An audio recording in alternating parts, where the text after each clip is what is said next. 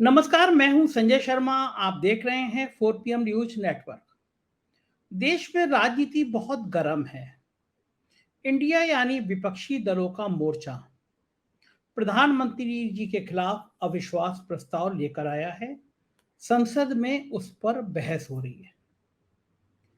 बहुत गर्मा गर्म बहस हो रही है। भारतीय जनता पार्टी के सांसदों ने, मंत्रियों ने बात करी, विपक्ष ने आरोप लगाए। लेकिन हर बार की तरह मुझे आज प्रधानमंत्री जी संसद में दिखाई नहीं दिए। मैं अभी तक नहीं समझ पाया कि प्रधानमंत्री जी को ऐसा संसद से क्या नाराजगी है। वो संसद आना क्यों नहीं चाहते। भारत दुनिया का सबसे बड़ा लोकतांत्रिक देश माना जाता है। हमारे यहाँ लोकतंत्र की जड़ें बहुत गहरी हैं, बहुत मजबूत है। संसद मंदिर होता है। संसद कोई मन की बात कहने वाला रेडियो नहीं है जिसका स्विच आपने ऑन किया और ऑफ किया, बात शुरू हो गई और बात खत्म हो गई। 140 करोड़ लोगों का प्रतिनिधित्व करता है भारत का संसद। लोग चुन चुन के अपने मेंबर ऑफ पार्लियामेंट भेजते हैं और वो मेंबर ऑफ पार्लियामेंट अपना नेता चुनते हैं जो देश का प्रधानमंत्री हो जाता है। ये बात अलग है कि भारतीय जनता पार्टी के सांसदों की इतनी हैसियत नहीं रह गई है कि वो अपने प्रधानमंत्री से कह सकें, प्रधानमंत्री जी आप संसद में आ जाया करिए, अच्छा नहीं लगता। उनकी इतनी भी हैसियत नहीं है कि वो ये कह सके प्रधानमंत्री जी की क्षेत्र के लोग कहते हैं कि हमारे प्रधानमंत्री संसद में आते क्यों नहीं है, उन्हें संसद अच्छी क्यों नहीं लगती। अब वो ये तो कह नहीं सकते कि प्रधानमंत्री जी को लगता है कि संसद में बैठने वाले लोग उनके स्तर के नहीं हैं। प्रधानमंत्री अपना कद थोड़ा बड़ा समझते हैं। समझे भी क्यों ना। भारतीय जनता पार्टी के राष्ट्रीय अध्यक्ष जेपी नड्डा उन्हें देवताओं का देवता कहते हैं। मेरे एक मित्र हैं, बहुत सीनियर जर्नलिस्ट हैं और दिल्ली में सत्ता के गलियारों के बहुत करीब हैं। 30 सालों से ज्यादा वो सत्ता में, विपक्ष में, तमाम मंत्रियों के, सांसदों से बड़े करीबी रिश्ते रहे हैं उनके। उन्होंने मुझे एक वाक्य बताया कि एक member of parliament prime minister से मिलने गए। जब प्रधानमंत्री से मिलने जाते हैं तो नेचुरली आप स्तुति गान शुरू कर देते हैं कि आपका बहुत अच्छा चल रहा है, बहुत अच्छा चल रहा है। प्रधानमंत्री जी ने उनसे पूछा, चल बताओ तुम्हारे क्षेत्र की जनता मेरे बारे में क्या सोचती है। अब उन सांसद जी ने कहा कि हजूर बहुत अच्छा सोचती है। वो कहती है कि जब से आप आए हैं तब से पूरा देश बदल गया। प्रधानमंत्री जी ने कहा, अच्छा और बताओ और क्या सोचती है। बोले हजूर ये कहते हैं कि भारत का दुनिया में ना डंका बज गया, नाम ऊंचा हो गया। इस तरह प्रधानमंत्री जी ने 2-3 बार और कहा। उन विचारों पे और के बाद समझ में नहीं आया। सोचते रहे प्रधानमंत्री जी को हो क्या गया है, बार बार और मैं कितना बताऊं। प्रधानमंत्री जी ने कहा कि तुम जनता की नब्ज नहीं पकड़ पाए। तुम जानते नहीं, जनता मुझे भगवान समझती है। और प्रधानमंत्री जी के जो लक्षण हैं उसमें ये गलतफहमी दिखाई देती है कि वो अपने आप को ईश्वर का दूत समझ बैठे हैं, क्योंकि उनकी चमचागिरी करने के लिए उनके पार्टी के राष्ट्रीय अध्यक्ष जेपी नड्डा मौजूद हैं, जो उन्हें देवताओं का देवता कहते हैं। इसीलिए वो संसद में नहीं आना चाहते, क्योंकि संसद में तो मामूली लोग रहते हैं। लेकिन इन्हीं देवताओं के देवता ने अपने चुने हुए मंत्री का आज वो चेहरा देश को दिखा दिया जिससे देश लज्जित हो गया। पूरी दुनिया में देश का सर शर्म से झुक गया। मैं देख रहा था, मैं सच बता रहा हूं, मेरा खून खौल गया।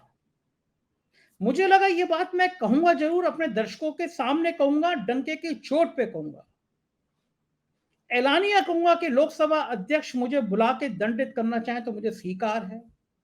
मंत्री मेरे खिलाफ विशेषाधिकार प्रस्ताव लाना चाहे तो वो मुझे स्वीकार है। लेकिन मैं जरूर कहूंगा कि आज जो वीडियो मैं आपको एक मंत्री का दिखाने जा रहा हूं वो सड़क छाप गुंडे से ज्यादा नहीं है। और मैं ऐलानिया इस बात को कहूंगा, कोई भी परिणाम हो तब भी कहूंगा, इतना निम्न स्तर सिर्फ और सिर्फ मोदी जी कर सकते हैं कि एक गुंडे को गुंडे वाली भाषा बोलने के लिए मंत्री बना सकते हैं, और वो लोकतंत्र के सबसे बड़े मंदिर में गुंडों वाली भाषा बोल सकता है।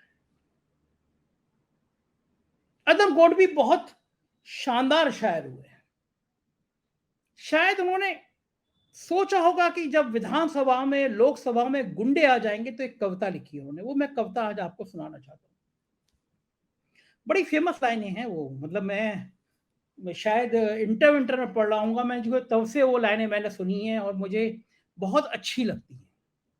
इसलिए अच्छी लगती है कि लोकतंत्र का इतना सटीक चित्रण, विधानसभाओं का, लोकसभाओं का इतना बेहतरीन चित्रण सिर्फ अदम गोंडवी जैसा शायर ही कर सकता है, वो कवि ही कर सकता है।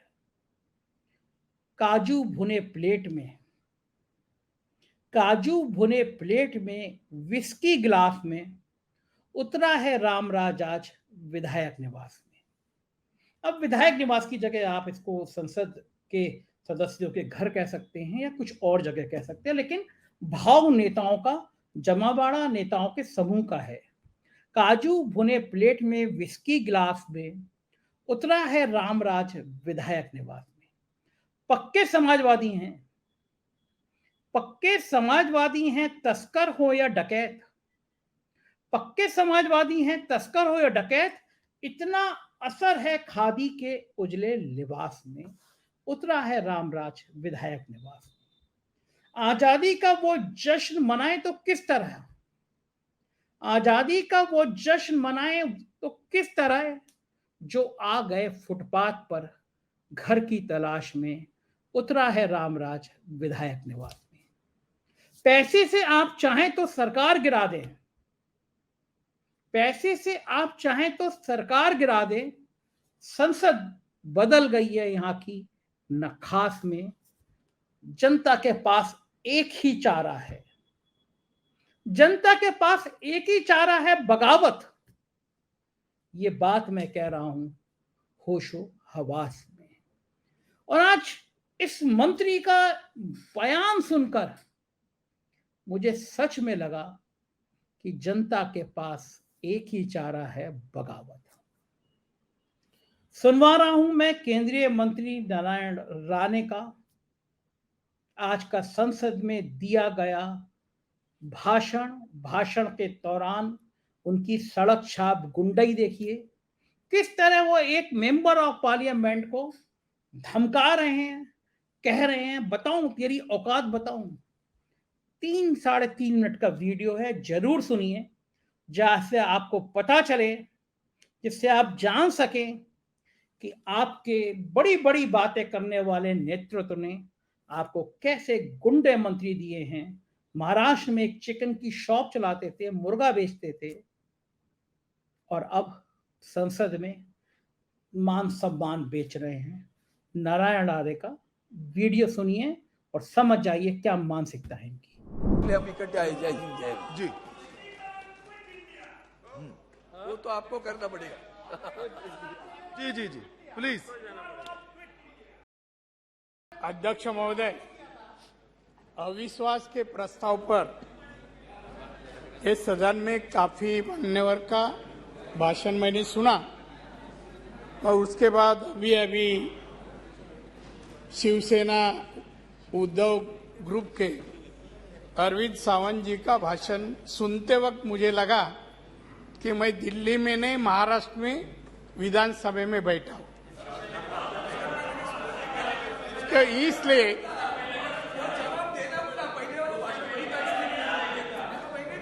अरे अरविंद, अभी आपका सुना ना, मैं अभी मेरा सुनो। माननीय मंत्री जी बोलिए जी। अध्यक्ष महोदय, अविश्वास का प्रस्ताव पे उन्होंने ये उसके पहले सम्मानीय शिंदे साहब ने जो विचार रखे उनको उत्तर देने का काम किया,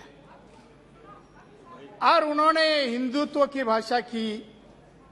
उसका शिवसेना का, इनका गठ का, उद्धव जी गठ का, गठ ग्रुप का हिंदुत्व किस तरह का है उसका भी बारे में उन्होंने कुछ कहा।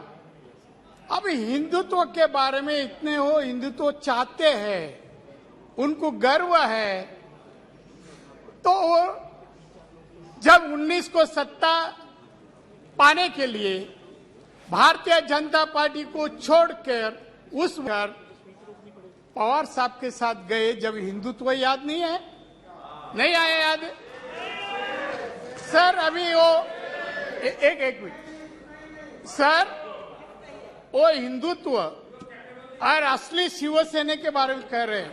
ये शिवसेना में कब आया?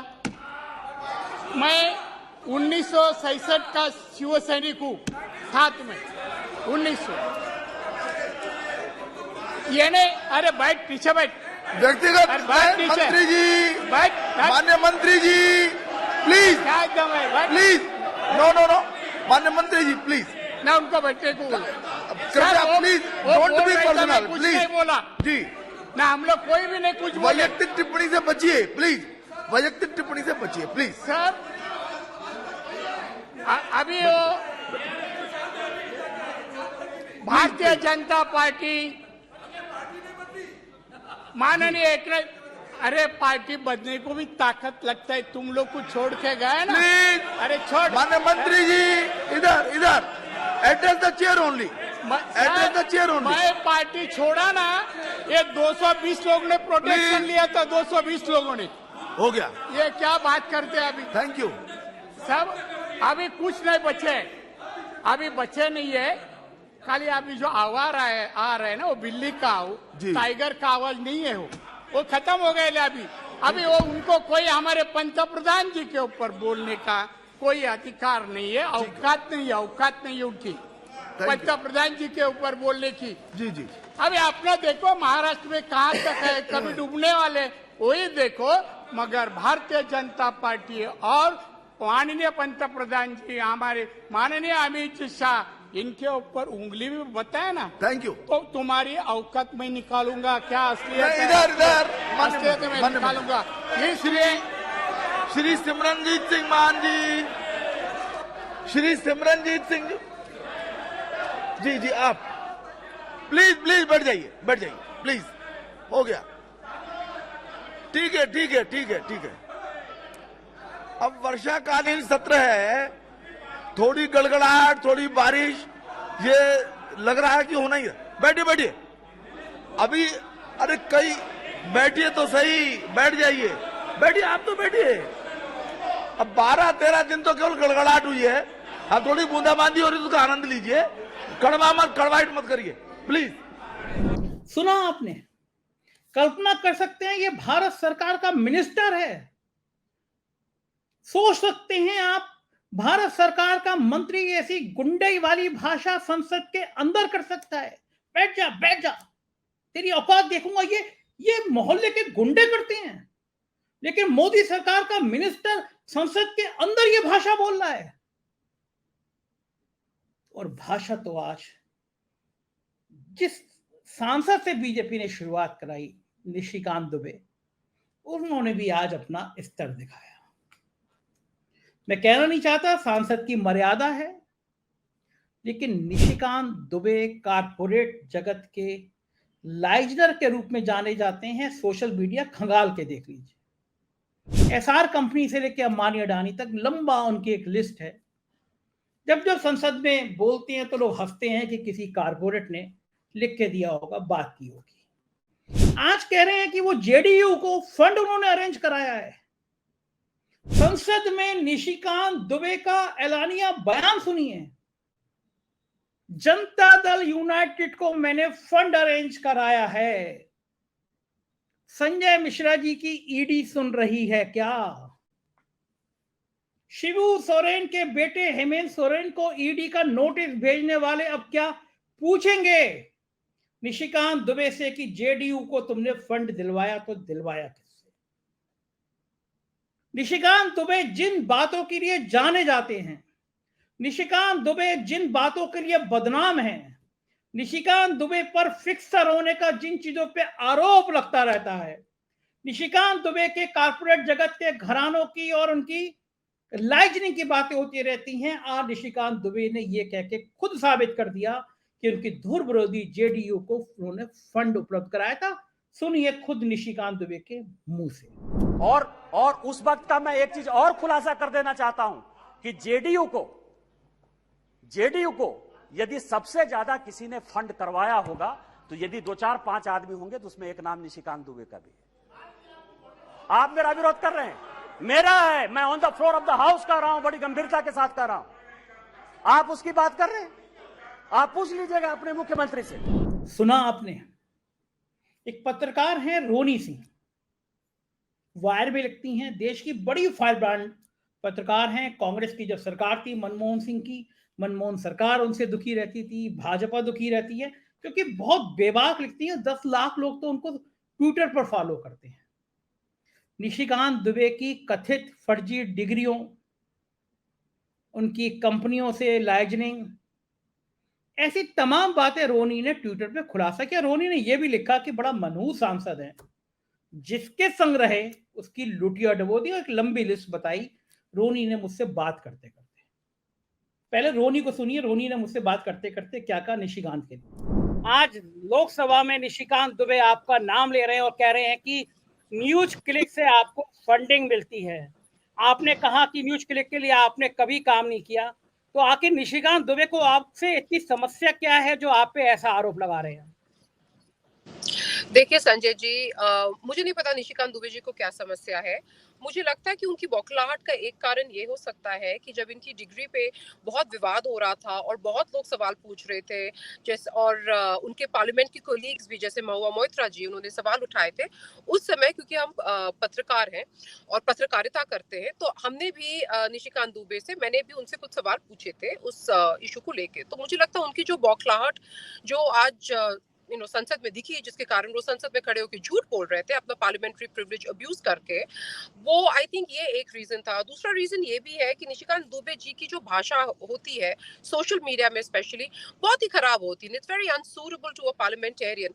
खासकर जिस तरीके की टिप्पणी उन्होंने कुछ महिलाओं के बारे में करी थी, जो अगर आपको याद होगा उसको कुछ किसी को मैं नाम नहीं लेना चाहती हूँ, उन्होंने 2 महिलाओं को वो ये नगर वधू करके संबोधित करा था। तो वो भी बहुत ही कंट्रोवर्शियल हो गया था। और क्योंकि मैं एक महिला हूँ, मुझे लगता है कि इस type of language specially coming from a parliamentarian, एक आप एक रिस्पॉन्सिबल पोजीशन में हो और अगर आप महिलाओं के प्रति ऐसी ओछी टिप्पणी करेंगे, तो इसको सबको कंडेम करना चाहिए। तो मैंने भी कंडेम करा था। और निशिकांत दुबे की प्रॉब्लम आई थिंक यही है कि जो सवाल हमने उठाए थे और जो हमने उनके बारे में बोला था, उसका वो जवाब नहीं दे सकते। फैक्चुअल जवाब तो है नहीं। तो मुझे नहीं पता, मतलब उनको शायद सुबह सपना आया होगा या सोचा होगा कि यू नो मेरा नाम ले। तो इसका मतलब कोई एक्सप्लेनेशन नहीं है। मेरा न्यूज क्लिक के साथ कभी भी कोई इक्वेजन रिलेशन नहीं रहा है। सबको पता है, मैं तो वायर के लिए लिखती हूँ, उसके पहले इकोनॉमिक टाइम्स के लिए लिखती थी। और मैंने आई डोंट थिंक कि मैं कभी न्यूज क्लिक में एक गेस्ट बन के भी उनके शो पे गई हूँ। तो मुझे नहीं पता कि वो ऑल ऑफ अ सडन उनको ऐसे क्यों, मतलब ये सपने आए कि स्वाति चतुर्वेदी और मेरा नाम लेना, हम दोनों ने मतलब ये nothing to do with News Click. तो अगर आप मुझसे पूछो उन्होंने ये क्यों बोला, ये शायद उनका मानसिक संतुलन ठीक नहीं है। रोनी जी, आपने एक बार ट्वीट किया था और ये लिखा था कि निशिकांत दुबे जिन जिन के संग रहे हैं, और कई लोग कहते भी इस बात तो कि जिन जिन के संग रहे हैं उनकी एक गांव में कहावत कही जाती है, उनकी लुटिया डूब जाती है या भैंस पानी में चली जाती है। आप मुझे बता सकती हैं कि ऐसे कौन कौन से नाम हैं निशिकांत दुबे जिनके संग रहे उनकी बैंड बजी? देखिए, मैंने ये 1-2 बार बोला था, क्योंकि ये जो बात होती है लैटिन्स दिल्ली में, इसको बहुत ही बोला जाता है निशिकांत जी के बारे में। और आपको पता है, आप भी दिल्ली आते रहते हैं, आपको पता है लैटिन्स दिल्ली में कैसी-कैसी बातें होती हैं। तो बोला जाता था कि ये उमा भारती जी और गोविंदाचार्य जी के बहुत क्लोज थे, इन्होंने अपना करियर वैसे शुरू करा था। और फिर जब ये इनके बहुत ही करीब थे, तब वो गोविंदाचार्य जी, आपको भी पता है वो क्या थे संघ में और आरएसएस में, और he was such a powerful figure. और जब ये निशिकांत दुबे जी इनकी लाइफ में आए, उसके बाद उमा भारती जी का भी करियर का क्या हुआ, और गोविंदाचार्य जी का भी। उसके बाद जैसे ये यूनिटेक वाले संजय चंद्रा वगैरह के बारे में बोलते हैं, जब इन्होंने निशिकांत दुबे जैसी दोस्ती बढ़ाई, पूरी फैमिली अब जेल में बैठी है, रूयास का पूरा बिजनेस डूब गया था। और राजनाथ जी का जो फर्स्ट टर्म था एज बीजेपी प्रेसिडेंट, एक बार मुझे कोई बता रहा था कि वो बोल रहे थे कि वो उनका करियर का सबसे खराब टर्म था। और उस समय वो निशिकांत जी के बहुत क्लोज थे, और जैसे उन्होंने निशिकांत जी की एंट्री बंद कर दी अपने घर में, आपने खुद देख लिया राजनाथ जी का, वो फिर से बीजेपी प्रेसिडेंट बन गए, बहुत सक्सेसफुल करियर था, भाजपा को उन्होंने जीत दिलवाई। तो ये बोला जाता है, आपको तो पता है कि पॉलिटिक्स में और पावर कॉरिडोर्स में लोग सुपरस्टिशियस होते, तो ये बोलते हैं कि जिनके जिनके साथ निशिकांत दुबे जी जुड़े, जैसे आलोक वर्मा प्रीवियस सीबीआई डायरेक्टर, वो निशिकांत जी के बहुत क्लोज थे, और वो कितने बड़े ऑफिसर थे, वो दिल्ली के पुलिस कमिश्नर रह चुके थे, और इतनी इंपॉर्टेंट उनकी पोजीशन थी, आज उनको शायद पेंशन तक नहीं मिल रही है। तो ये बोला जाता है कि जिनके साथ निशिकांत जी जुड़े हुए हैं उनका एक भस्मासुर टाइप का इफेक्ट होता है। तो ये मतलब ये ऑब्वियसली ये this is something that is said in Delhi, तो मैंने बस वही एक बार रिपीट करा था। तो आई थिंक ये भी उनको इरिटेट करा होगा, इसीलिए वो इतने बेबुनियाद एक्यूजेशंस मेक कर रहे थे पार्लियामेंट में। रोनी जी, ये एक सोशल मीडिया पे एक बात बहुत ज्यादा चर्चा में लिखी जाती है निशिकांत के लिए कि वो एसआर ग्रुप के लिए लाइजनिंग किया करते थे। इन बातों में क्या कुछ सच्चाई है? देखिए, मुझे नहीं पता वो क्या लाइजनिंग करते थे या नहीं करते थे। मुझे ये तो जरूर पता है कि उनका कॉर्पोरेट वर्ल्ड से मतलब काफी लोगों के साथ इक्वेशंस अच्छे रहे हैं। शायद वो एसआर में डायरेक्टर थे, मुझे चेक करना पड़ेगा, but I am not very sure, क्योंकि देखिए मैं बिना किसी concrete proof black and white हाथ में नहीं हो तब तक मैं कुछ ऑन रिकॉर्ड बोलना नहीं चाहती हूँ। लेकिन हाँ, निशिकांत जी पे काफी कुछ पेपर्स जल्दी आ रहे हैं, तो उसके बाद पता चल जाएगा कि वो क्या करते थे क्या नहीं। तो ये रोनी सिंह ने निशिकांत के लिए कहा। तो निशिकांत ने न्यूयॉर्क टाइम्स की एक खबर का हवाला दिया पार्लियामेंट में, और ये कहा कि न्यूयॉर्क टाइम्स पे छपा है न्यूज क्लिक का, और पत्रकार शर्मा, स्वाति चतुर्वेदी, रोनी सिंह का। ये न्यूयॉर्क टाइम्स में कहीं छपा ही नहीं था, किसी पत्रकार का नाम नहीं छपा था। कांग्रेस ने विरोध किया तो नाम निकाल दिया गया, और रोनी सिंह ने चैलेंज किया कि हिम्मत हो सांसद जी में तो बाहर आके मेरा नाम लेके बताएं, मैंने न्यूज क्लिक के लिए कभी काम नहीं किया, कभी पैसे नहीं लिए, बाहर आए, क्योंकि संसद में आप जो बोलती हैं विशेषाधिकार में आ जाता है। सांसद जी की हिम्मत नहीं बाहर आने की, लेकिन रोनी सिंह का नाम आज फिर लिया। सुनिए आज का दर्द उनका क्या है। आज प्रेस कॉन्फ्रेंस हुआ सर, प्रेस कॉन्फ्रेंस में मैं एक बताऊं, यदि न्यूज क्लिक का नाम यदि डिलीट ये रेस्टोर हो गया, कांग्रेस को क्या समस्या है सर? न्यूज क्लिक आपका कौन लगता है? पुरकास्ट का नाम यदि रेस्टोर हो गया, पुरकास्ट आपका क्या लगता है? रोहिणी सिंह, अभिसार शर्मा या कोई भी मान लीजिए ठाकुर रंजन प्रागता, यदि उसका डिलीट हो गया नाम या एक्सपंज से फिर बाहर आ गया, आपको क्या परेशानी है? आपका कोई मतलब नहीं है। और मजे की बात, निशिकांत दुबे ने फिर एक तमाशा किया। परिवारवाद के ऊपर बोल रहे थे, परिवारवाद की बातें कर रहे थे, और राजनाथ सिंह का इशारा कर दिया, राजनाथ सिंह का नाम ले दिया। राजनाथ सिंह खुद अपने बेटे विधायक पंकज सिंह को लेकर चर्चा में रहते हैं, बड़े शरीफ है पंकज सिंह, लेकिन परिवारवाद का आरोप तो उन पे भी लगेगा जब बेटा विधायक है, वो खुद रक्षा मंत्री है। और लोग समझ नहीं पाए कि निशिकांत दुबे परिवारवाद की बात करते करते राजनाथ सिंह पर क्यों चले गए। और सबसे मजेदार बात कि राजनाथ सिंह के बड़े करीबी हुआ करते थे। निशिकांत दुबे ने आज भारतीय जनता पार्टी की वो फजीयत कराई, प्रधानमंत्री की तुलना द्रौपदी से कर दी। आपको यकीन नहीं हो रहा ना, हंस रहे होंगे ना आप, कहने लगे ये जो द्रौपदी का हाल हुआ, उनका चीरहरण हुआ, ऐसे अब हो रहा है। क्या प्रधानमंत्री जी का चीरहरण हो रहा है? मैं आपको ज्यादा नहीं कहूंगा, सीधा मैं निशिकांत दुबे की बात सुनवाता हूं, आपको हंसी आएगी कि कैसे कैसे सांसद पार्लियामेंट में पहुंच जाते हैं। मैं अध्यक्ष जी अपनी बात महाभारत से खत्म करना चाहता हूं। महाभारत का एक बड़ा कहानी है सर, कि द्रौपदी का चीरहरण हो रहा था, और पूरे चाहे कौरव पक्ष के लोग हों चाहे पांडव पक्ष के लोग हों, वो सभी जो है चीरहरण को देख रहे थे। अध्यक्ष महोदय, आज माननीय प्रधानमंत्री जी, ये लोग नहीं समझेंगे सर, ये लोग इसीलिए नहीं समझेंगे कि माननीय प्रधानमंत्री जब परिवारवाद की बात करते हैं ना, तो इनको लगता है कि परिवार की बात करते हैं। माननीय प्रधानमंत्री जी परिवार की बात नहीं करते हैं। वकील का बेटा वकील हो जाए, क्या दिक्कत है? आईएएस का बेटा आईएएस होता है सर।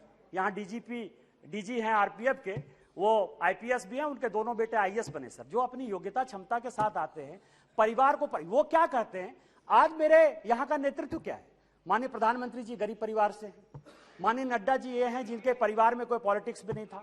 माननीय राजनाथ जी बैठे हुए हैं, माननीय राजनाथ जी बैठे हुए हैं, एक कॉलेज में जो है पढ़ाते थे सर, और आज समझिए कि इनको भगवान ने जो है पार्टी का राष्ट्रीय अध्यक्ष भी बनाया, डिफेंस मिनिस्टर है, होम मिनिस्टर है सर, जिनके आगे पीछे जो है कोई पॉलिटिक्स में नहीं है। हमारे जैसे लोग हैं। क्या है कि यहाँ जितना परिवार है ना, वो इनके पीछे हैं जो कि परिवार का आदमी नहीं है।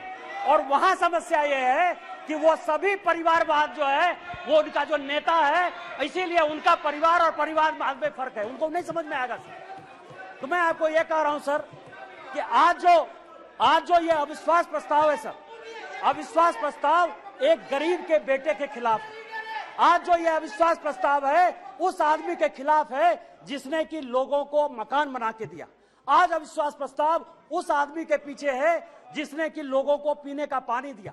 आज अविश्वास प्रस्ताव उस व्यक्ति के खिलाफ है जिसने शौचालय दिया।